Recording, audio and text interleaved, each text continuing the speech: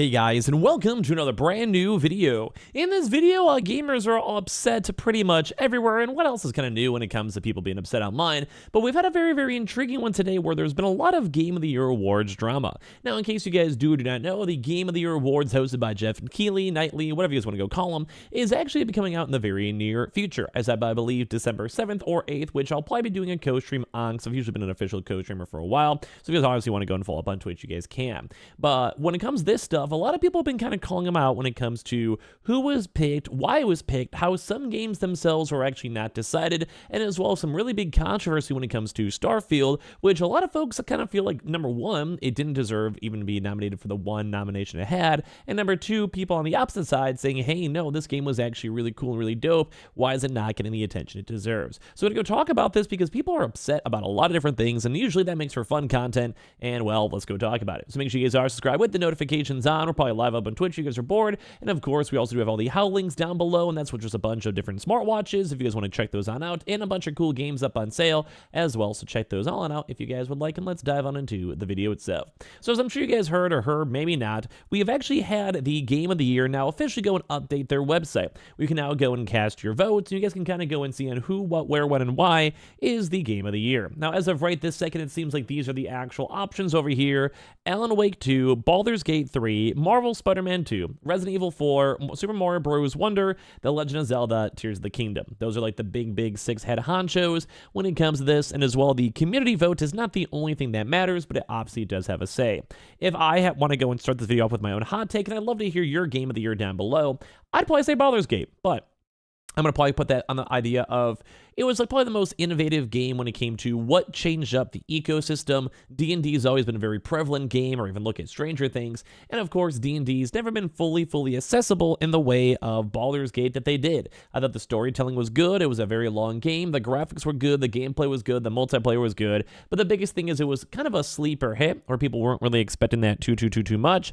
And then the part two of this is that, well, a lot of things are, it's like, I don't know, like a game like a Marvel Spider-Man 2, good game, but very basic in terms of it was formulaic, a normal Marvel game, it was good. Resident Evil 4 was a remake, so people are upset about that one. Super Mario Bros. Wonder, good game, but it was kind of eh. And The Legend of Zelda, Tears of the Kingdom, in my opinion, hot take, was kind of just Breath of the Wild 2. Which it never really changed the gaming ecosystem as a whole anywhere. And that's kind of what I'm basing it on. I think Baldur's Gate was a sleeper hit. I think a lot of folks really liked it. We had a lot of mainstream attention on it. And of course, like I said, it was a somewhat niche genre that's not usually prevalent. So I would go and vote for Baldur's Gate. But obviously with all these options over here, some folks were upset. Now there's a few big ones. Number one, where No Hogwarts Legacy was kind of popping a lot of attention on this. Saying No Hogwarts Legacy nomination tells you all you need to know about the legitimacy of the video games award. And a lot of these comments have been kind of floating around everywhere. On top of this, like too as well, like, hey, look, I understand the association issues with the IP, truly, but it's still a shame that Hogwarts Legacy, developed by several hundred devs who also understand the issues, is going to be completely ignored during award season, despite being one of the best games of the year. Now, a lot of folks are, like I said, pretty much on top of this, where people are upset, people are worried, people are scared. Maybe not scared, but, you know, people are just kind of making comments on it because they thought that Hogwarts could have been their game of the year. Now, there obviously was a lot of drama when it came to J.K. Rowling and when it came to the actual like representation games, and it's not really our topic for this one too much, but there is kind of like that back and forth where some people thought the game deserved a nomination, and some folks were thinking, well, no, we just don't like J.K. Rowling, we don't want to even see this game get awards or accolades or even talked about any more than it has to be. And that kind of obviously always splits up the internet quite a bit more than most people expect. But let alone just on the fact of people being upset with the Hogwarts Legacy stuff, there is also then part two, where obviously we have had people kind of complaining about the fact that Starfield, both on the fact, as I mentioned, that some folks were pushing that Starfield should have been nominated. It was a great game, it was a good RPG, it was a Bethesda game, and Xbox deserves to have some sort of media attention when it comes to the game of the year. Because as of right this second, there is no pure Xbox-style game that actually is nominated for Game of the Year. Well, if you look at, say, Marvel Spider-Man, that technically is a PlayStation game. Or if you look at Super Mario Bros. Or Zelda, those are both Nintendo games. So right on this list, there is no pure Xbox game, and some people are assuming they should be thrown the freebie regardless, just because it's Xbox. You got to give them a chance, see if people like it. Some people do have their own preference on gaming systems,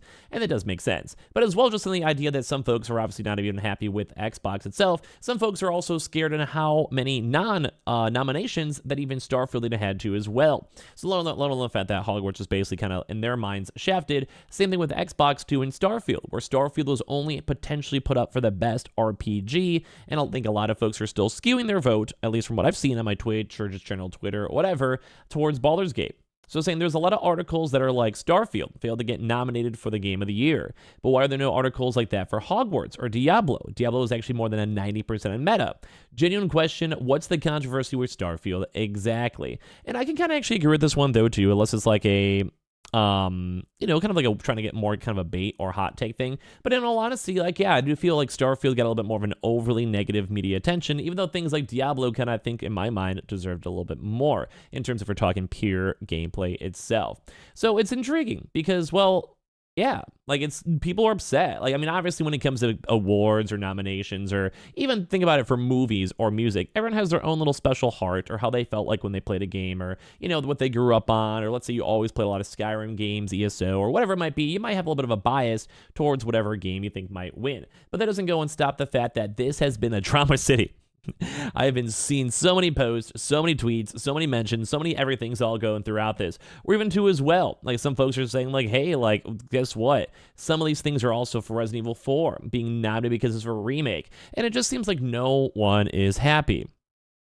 On top of this, no one. Like, I just think a good Baldur's Gate. That's gonna be my honest kind of vote. And I'm sure someone watching is gonna be like, no, that's a horrible idea, decision, or whatever it might be in between. Which is, I mean, that's totally fine, you guys. That's the whole point of YouTube. Like YouTube comments, like might as well. But also on top of this too, with people being upset about Starfield not getting representation, or as well with Hogwarts basically just being shafted. We're also having, like I said, people being upset about Resident Evil 4 just being a remake and the game itself not being anything special. It doesn't do anything different. Doesn't change up the gaming universe. Doesn't add any spark besides just doing a game that people liked before and making it slightly nicer and better with better graphics and everything else in between.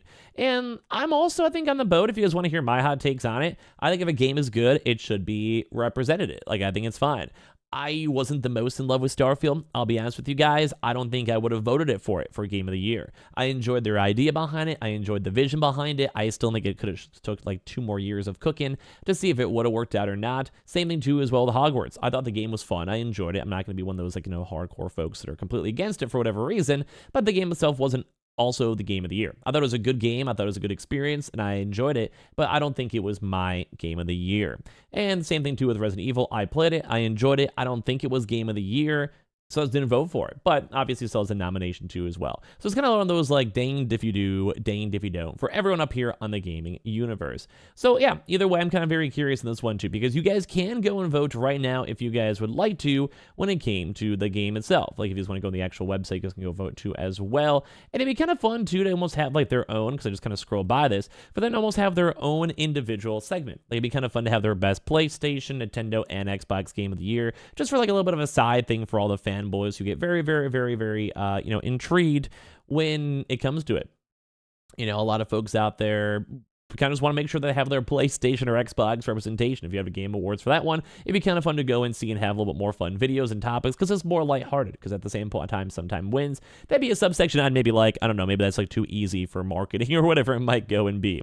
But I want to know what you guys think is the game of the year for you guys. Because like I said, people are upset. People are mad. People are like still saying like, hey, Hogwarts Legacy is the best-selling game of the year. It's beloved IPs too. Xbox fanboys get irate because Starfield didn't make the game of the year contender. Like, it's crazy to go and see that just everyone's upset. I'm upset that Final Fantasy 16 didn't even get nominated for Game of the Year, but it did get nominated for a few other things, which I'm proud of. Like, you can see people are just upset about everything, too, as well. Because people are upset about Final Fantasy 16. Some people are upset about the voice acting. Some people are upset about literally everything else out here. And that's sometimes part of the fun when it comes to gaming, is that everyone just always says their own opinions, and everyone's always sad about it, too, as well. It's kind of funny on my same side, because you can go and almost tweet about anything on any side over here, and there's going to be someone with an opinion on some way, shape, and form, which is okay. Like I said, that's part of the Twitter, that's part of YouTube, that's part of like being a part of these weird gaming videos too as well. And yeah, I think it's just intriguing to go and see. So I don't know. Like, you could even see people over here 12 hours ago. The fact that it isn't even up for a single nomination on the ballot is a tragedy too as well.